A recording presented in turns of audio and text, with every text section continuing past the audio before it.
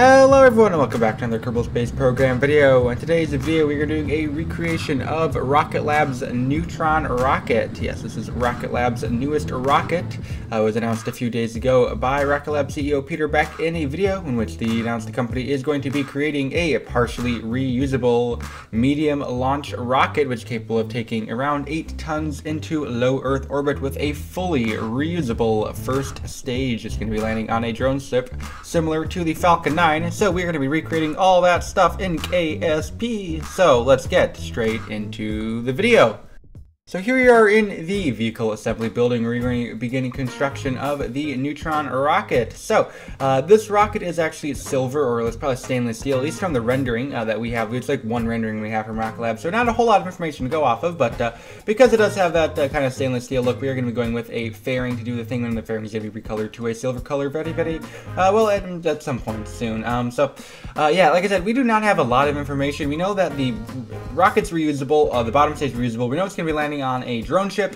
That is about it, and we know it can carry 8 tons to orbit. So the big key thing that's missing is we have no idea how they're gonna like aerodynamically control the thing in the atmosphere. We know it's gonna land on a drone ship, but like, you know, Falcon 9 uses grid fins, the New Glenn uses like those wing things and stuff. So what on earth would this thing use? So I just decided to go with a pretty Kerbal approach to things. We're making these just giant air brakes, and these are special air brakes.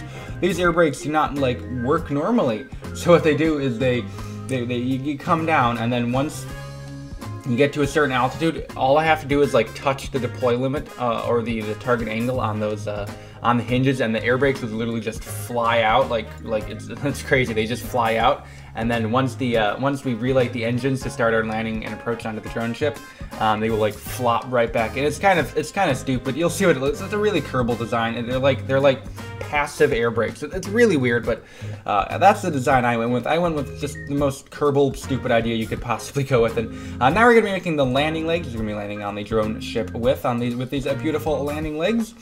And yeah, these do remind me a lot of the Falcon 9 landing legs. They look very similar in the render that we got from Rocket Lab. But there we go. Hey, well, it works, you know.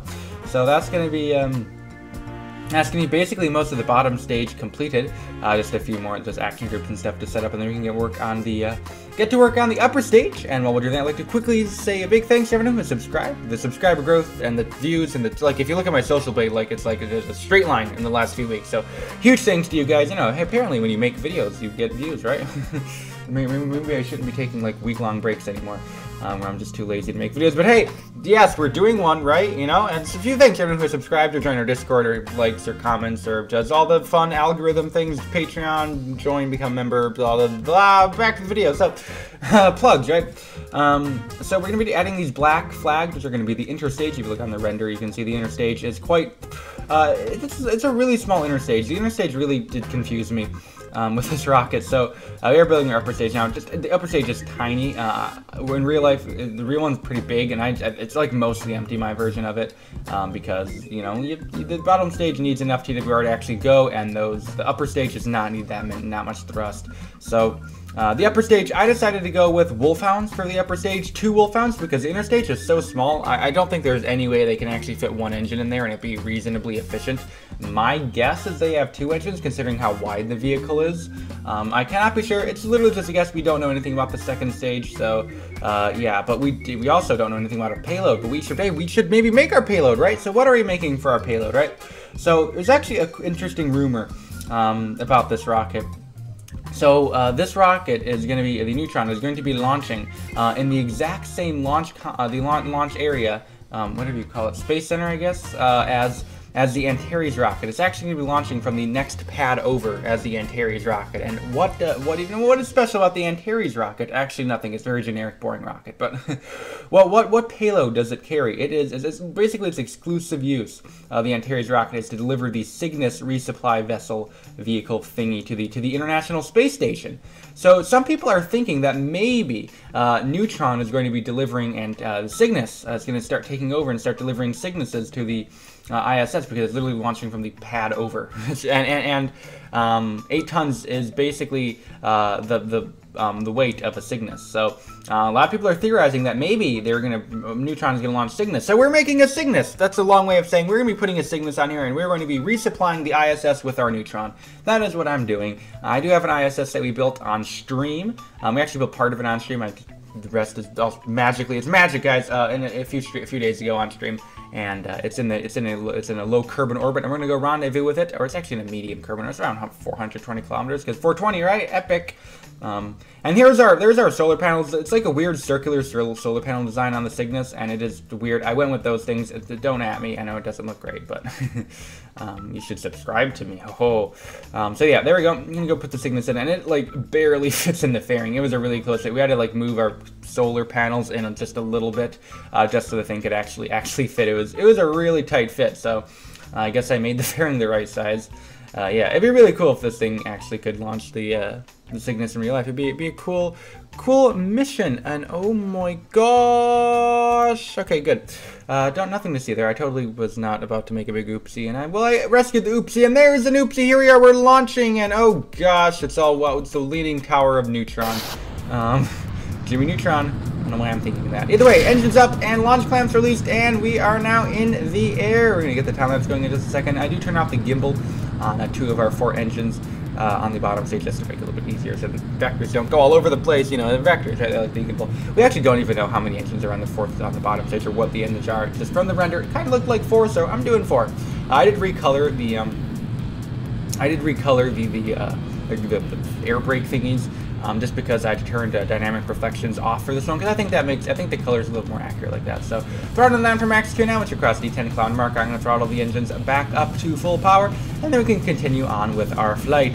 This thing has loads of Delta V, but we do need a lot of that Delta V to be able to actually land our bottom stage. We do have a drone ship positioned quite a few hundred kilometers down range, and then we're going to be attempting to land the first stage on the drone ship after stage separation in the next few seconds actually. As you can see, I have trajectories installed, which is a mod that kind of tells you what your trajectory is. Very useful if you're trying to land on a drone ship. So what we're going to do is we're actually going to target way past the drone ship, and that is because we're going to be doing a repositioning / entry burn with the stage, or the bottom stage. So we have separated the stages now. We're going to just look at the bottom stage now for the next watch its landing, then we'll switch back to the upper stage and watch it fly up to the ISS after the landing. So what we're going to do is right at apogee, I am going to just relight some of the engines, and you're going to actually try and get an accurate target for the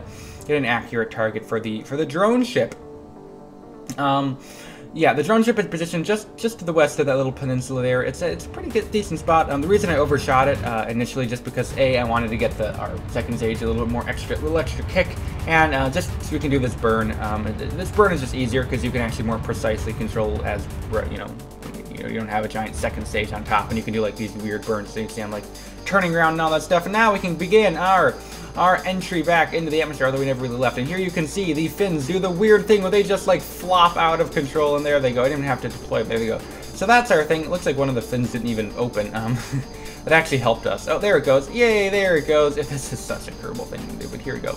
We're going to start to land on the drone ship. So we don't have any McJebs, anything like that installed. This is like completely manually flown, so it's not super graceful to come into the drone ship here. So basically the easiest way I found to do it is basically to just do our retrograde burn and then kind of establish a hover a few hundred meters, not really a few hundred, but like 30-40 meters away from the drone ship, and then just slowly move our way towards the ship using just small corrections to just so things don't get anything crazy. So here comes the landing legs out now. We are just hovering just a few meters next to the drone ship, and we're just going to finalize our last few corrections, and then we can start to move in towards the drone ship and come in for a landing. We have loads of extra Delta V, so not really a problem. We actually don't have loads. I have like 100 basically after this landing, but here we go, coming in.